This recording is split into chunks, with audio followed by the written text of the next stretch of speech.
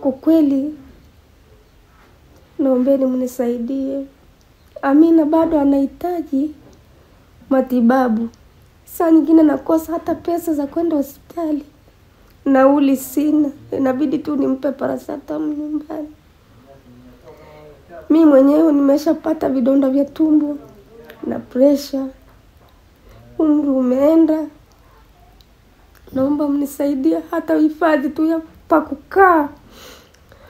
Maana Dr. Mwimbili mara ya mwisho aliniambia mtoto wako hawezi kufanya chochote kwa sababu maji yameingia sana ndani ya ubongo.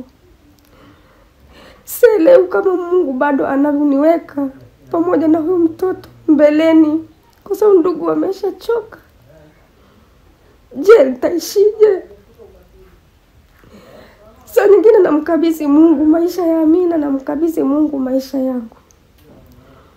Lakini nyinyi ndugu zangu, binadamu wenzangu, kama hata ndugu wamenitenga na kuniacha, lakini najua Mungu atawatuma nyie, mtanisaidia, mtakuwa ndugu zangu.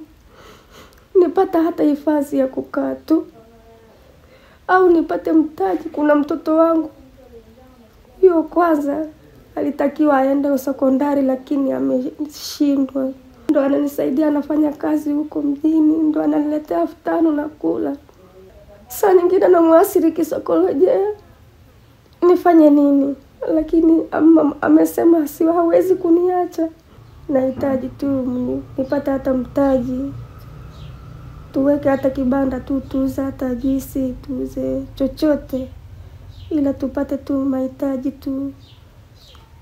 Kwa kweli ndugu zangu karibu waliniambia nimwache tu.